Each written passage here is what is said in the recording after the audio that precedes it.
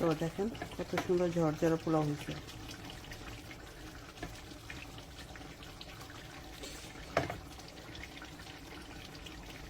Hello everyone, welcome to my page. Roma's lifestyle থেকে রোমা বলছি। দেখতে দেখতে চলে আসলো ঈদুল আজহা। আর ঈদুল আজহাতে আমরা কিন্তু পোলাও বিরিয়ানি অবশ্যই রান্না করব। আজকে আপনাদের সাথে সেরকম একটা পোলাওর রেসিপি শেয়ার করতেছি। বাসমতি চালের পোলাও কিভাবে রান্না করবেন একদম ঝরঝরা হবে সেই রেসিপিটা শেয়ার করব। সাথে এখানে আমি হাড় চিকেন আলু দিয়ে একটা ঝুল রান্না করে ফেললাম, যেটা খেতে অসম্ভব মজা হবে এই প্লেন পোলাওর সাথে। তো আজকে আমি যেই রান্নাটা করব সেটা ছিল প্লেন পোলাও। তার জন্য আমি 1 টিস্পুন দিয়ে দিলাম বাটার অয়েল অথবা ঘি, যার যে যেটা দেন।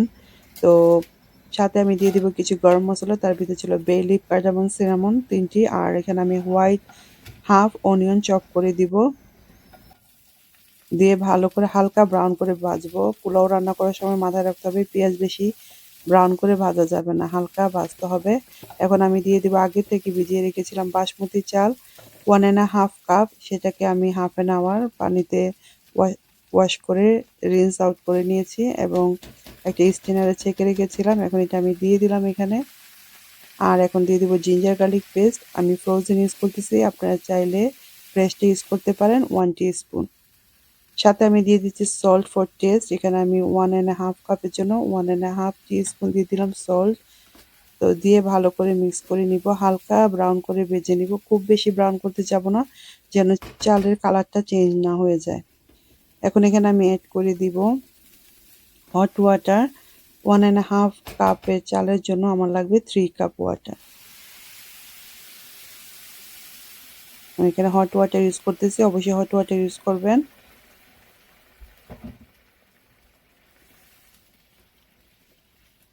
ভালো করে মিক্স করে আমি এখন লিড দিয়ে ঢেকে রেখে দিব 6 to 8 মিনিট। এখন পানিটা শুকিয়ে গিয়েছে, এখন কিছু গ্রিন চিলি, রেড চিলি দিয়ে দিচ্ছি। কালারিং এর জন্য রেড চিলিটা দিলাম, তাতে পোলাওটা দেখতে খুব সুন্দর হবে। আর দেখতেই পাচ্ছেন আমার পোলাওটা একেবারে হোয়াইট।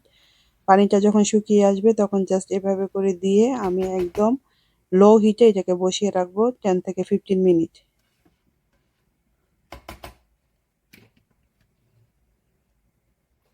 রেডি হয়ে গেল আমার বাসমতি চালের পোলাও, একদম ঝরঝরা পারফেক্ট।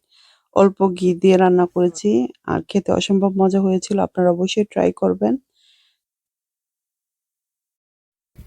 অবশ্যই বাসায় ট্রাই করে খেয়ে দেখবেন কেমন হয়েছে। আর আমার চিকেন কারিটাও হয়ে এসেছে, দুটা নামিয়ে নিব। আর এটা নামানোর আগে যে কাজটা করতে হবে, অবশ্যই 1 টিস্পুন দিয়ে দিতে হবে কিউমিন ফ্রাই এই পাউডার, এতে করে স্মেলটা খুব ভালো আসে চিকেনে বা বিফে। আমি সবসময় দিতে চেষ্টা করি। তো এই ছিল আজকে আমার লাঞ্চে খাবার, হার্ড চিকেন উইথ পটেটো কারি আর সাথে পোলাও রাইস, সেটা আজকে শেয়ার করলাম। ভিডিওটা যদি ভালো লেগে থাকে অবশ্যই ফ্রেন্ড অ্যান্ড ফ্যামিলির সাথে শেয়ার করবেন, বেশি বেশি করে ফলো করবেন। নতুন নতুন ভিডিও নিয়ে আমার এই পেজটাতে আপনাদের জন্য সাজিয়েছি, ভালো লাগলে অবশ্যই আমার সাথে থাকবেন। Thank you for watching everybody. তো চলে যাচ্ছি এখন খাওয়া দাওয়া করার জন্য লাঞ্চে। আর কিন্তু একদম গরম গরম খেতে আমার খুব বেশি ভালো লাগে।